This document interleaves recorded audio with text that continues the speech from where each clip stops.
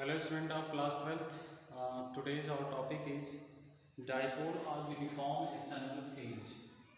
Okay, students, uh, you have already studied about electric dipole.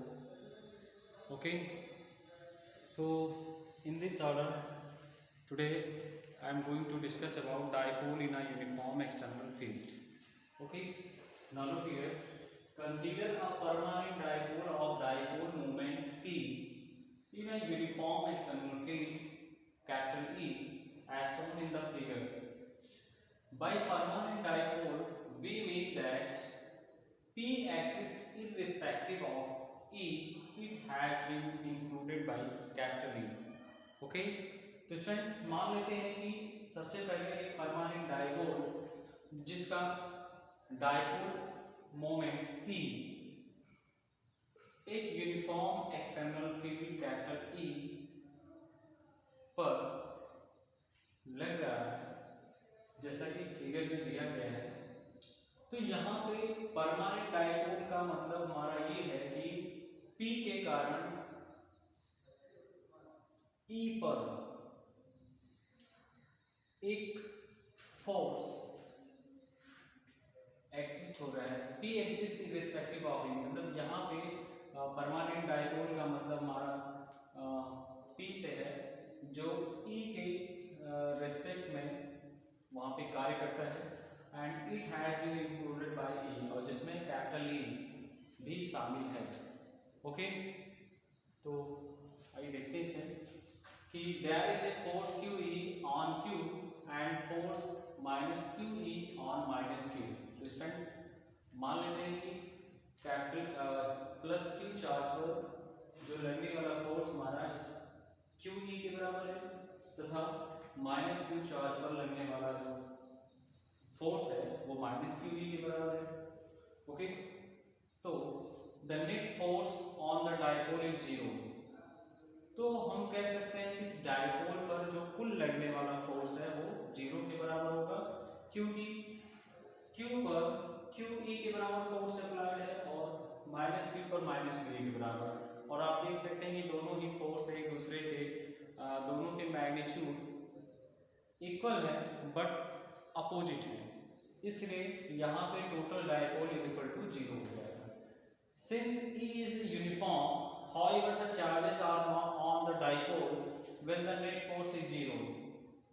चूंकि E यहाँ पे uniform है, जबकि हम कह सकते हैं कि उस डाइपोल में जो चार्जेस हैं उस पर लगने वाला कुल जो फोर्स है वो 0 है, तो the torque is independent of the origin. तो इस तरह से हम कह सकते हैं उनमें लगने वाला जो टॉर्क है, torque means a couple of forces, okay, is independent of the origin. तो उसमें लगने वाले जो ये पेयर ऑफ फोर्सेज हैं वो पूरी तरह से इंडिपेंडेंट होंगे ओरिजिन से, मतलब ओरिजिन पर डिपेंड नहीं होंगे।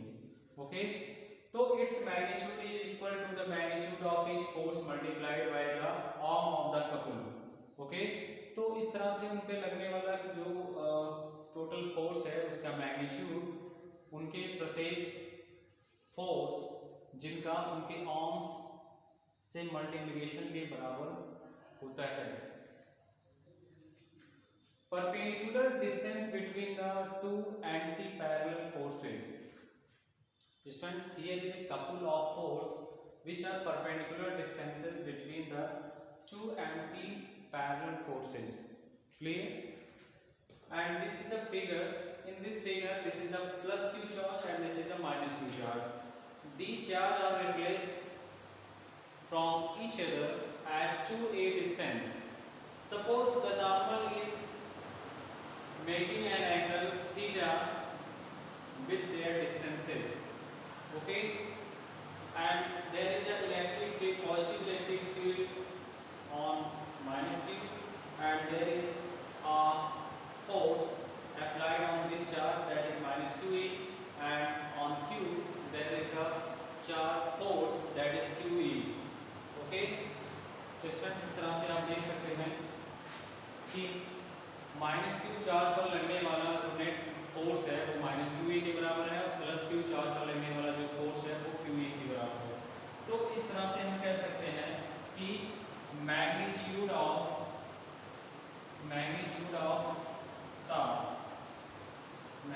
magnitude of torque, that is equal to QE into 2A sin theta. Okay,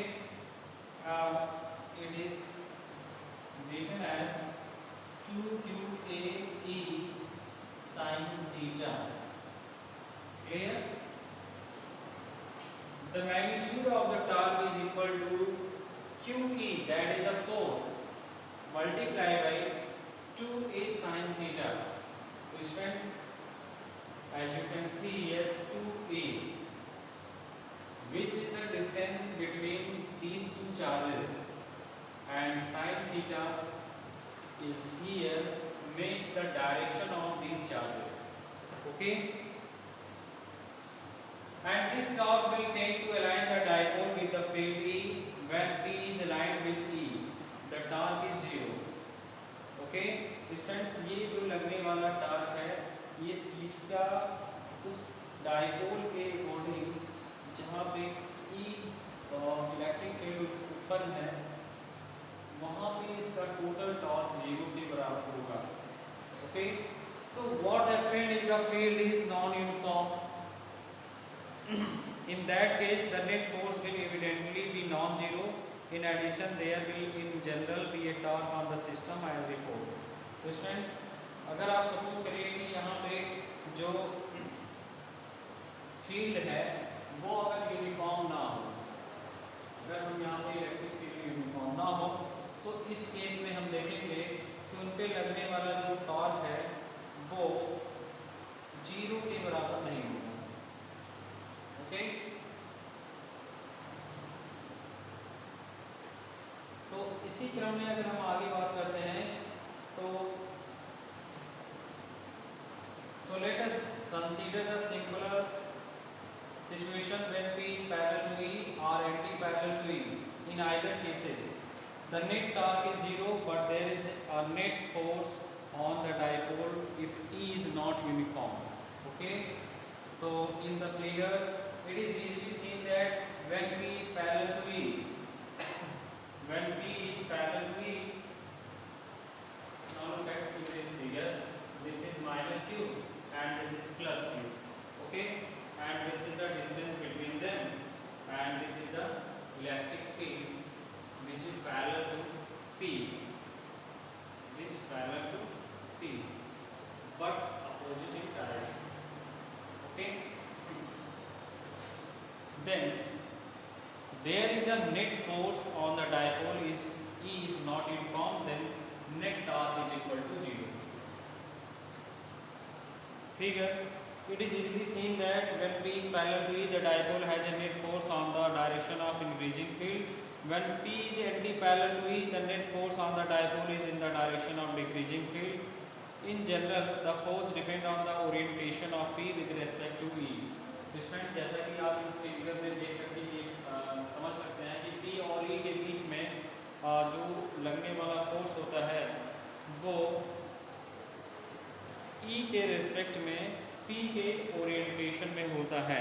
and this bring us to common observation in frictional electricity. A comb run through dry hair attract pieces of paper.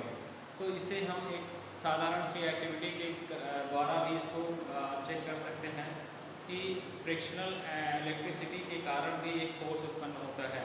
जैसे हम किसी कंघी को सूखे बालों को से रब कर दें और उसके बाद उसको छोटे छोटे पेपर के टुकड़ों के पास ले जाएं, तो ये कम उन छोटे छोटे टुकड़ों को अपनी तरफ खींच लेती है, अपनी तरफ को आकर्षित कर लेती है.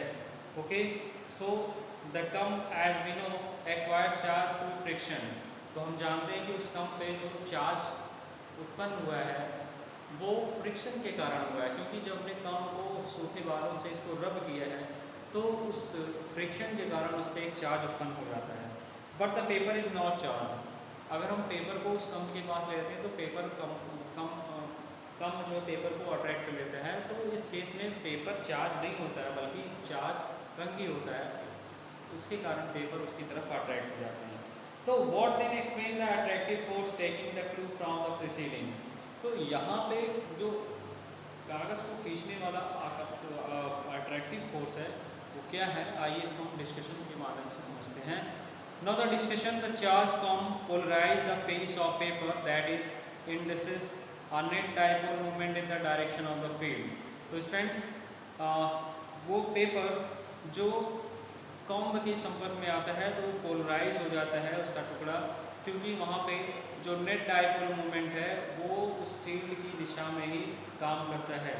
Okay, so further the electric field due to the comb is not uniform. तो हम कह सकते हैं कि उस कॉम्ब पे जो इलेक्ट्रिक फील्ड उत्पन्न हुआ है वो यूनिफॉर्म नहीं है. So in this situation it is easily seen that the paper should move in the direction of the comb. तो ये हम आसानी से देख सकते हैं कि जो पेपर है वो उस कम्ब की दिशा में मूव करता है. Okay, so students our next heading is continuous charge distribution. Okay, continuous charge distribution. So in this heading we will discuss about next topic, that is charge distribution on the given electric field. So about them we will discuss in our next classes. So thank you for all students.